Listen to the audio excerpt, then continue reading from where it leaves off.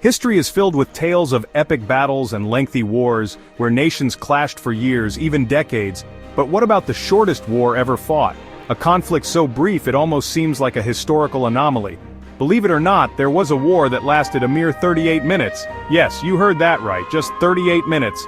This was the Anglo-Zanzibar War of 1896, a brief yet significant event in the annals of history. It was a clash of empires, a story of intrigue, and a testament to how quickly the tides of history can turn. The British Empire, at its zenith, faced off against the Sultanate of Zanzibar. The Anglo-Zanzibar War may seem like a footnote in the grand narrative of history, but it offers a fascinating glimpse into a pivotal moment in East Africa, a region rich in culture and history.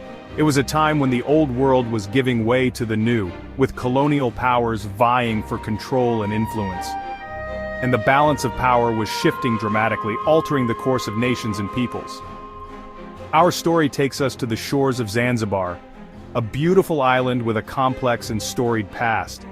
An island nation off the coast of East Africa, known for its spices, its sultans, and its vibrant trade routes, and its strategic importance in the Indian Ocean trade, making it a coveted prize for colonial powers.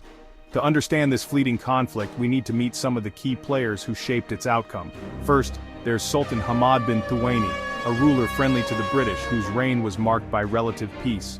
His unexpected death set the stage for the conflict, creating a power vacuum that would soon be filled. Then there's Khalid bin Bargash, Hamad's cousin, who saw an opportunity and seized power, much to the dismay of the British, who had their own interests to protect in the region.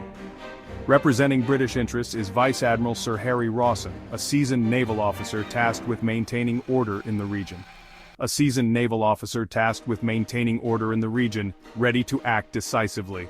Finally, we have Basil Cave, the British consul in Zanzibar, a diplomat caught in the middle of this rapidly escalating situation,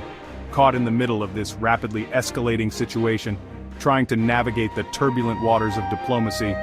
Their lives would intersect in a whirlwind of events that August day, a day that would go down in history, culminating in the shortest war the world has ever seen, a brief yet impactful moment in time. For centuries, Zanzibar thrived as a trading hub, a bustling center of commerce and culture. Spices, ivory, and sadly slaves flowed through its bustling port, making it a melting pot of different cultures and influences. The aroma of cloves, Zanzibar's most prized export, filled the air, a testament to the island's wealth and allure.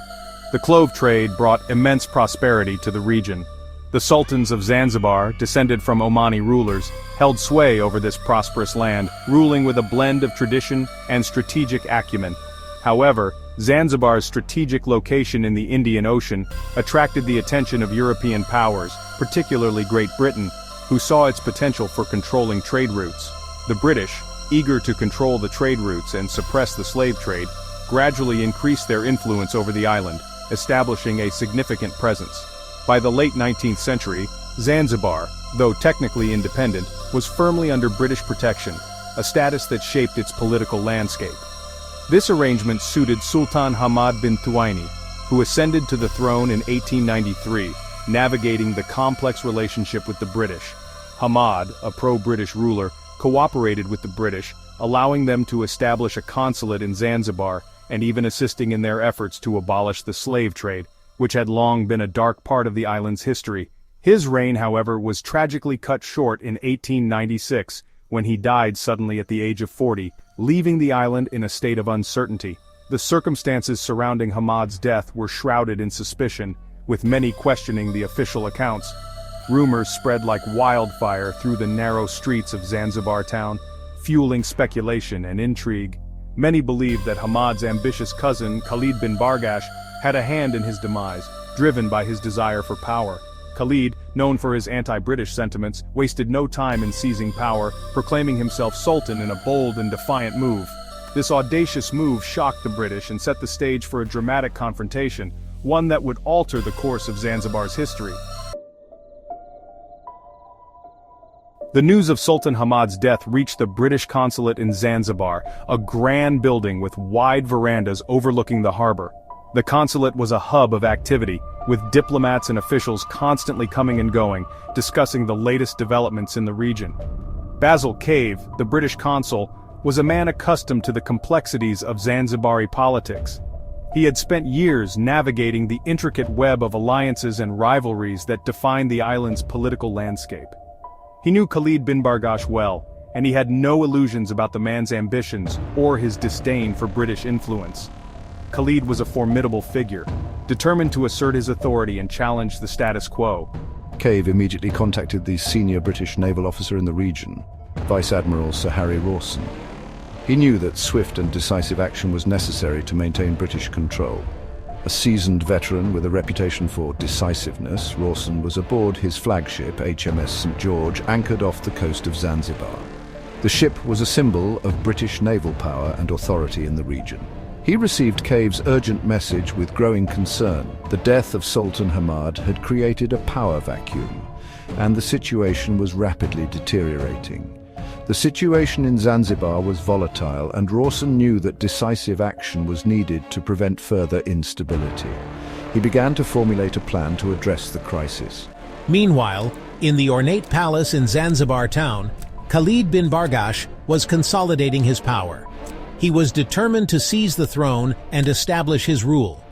He surrounded himself with loyal troops, many of whom shared his anti-British sentiments. These soldiers were ready to defend Khalid's claim to the throne at any cost. Khalid believed that the time was ripe to break free from British dominance and reassert Zanzibari independence. He saw an opportunity to change the course of history. He underestimated, however, the resolve of the British Empire. The British were not willing to relinquish their control without a fight. Rawson, in consultation with the British government in London, decided to issue an ultimatum to Khalid. The British officials were determined to maintain their influence in the region. He demanded that Khalid relinquish his claim to the throne and order his troops to stand down. The ultimatum was clear and uncompromising. The British gave Khalid a deadline of 9 o'clock in the morning on August 27, 1896, to comply.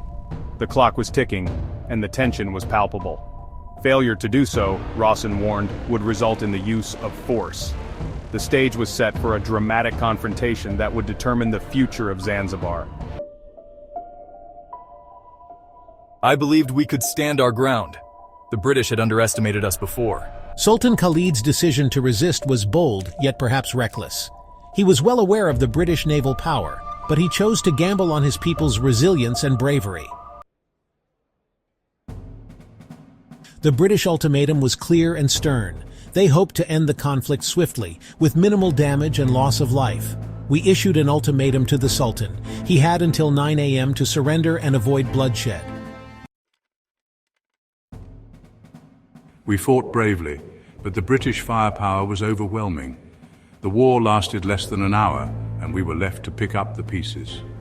It was terrifying. The bombardment began, and within minutes, it was all over. We could hardly believe it. The Anglo-Zanzibar War, lasting just 38 minutes, remains the shortest recorded war in history. Its legacy is a testament to the era's imperial tensions and the rapidity of military dominance. The war's brevity did not diminish its impact. It reshaped the political landscape of Zanzibar and left an indelible mark on its history. The echoes of those 38 minutes still resonate today.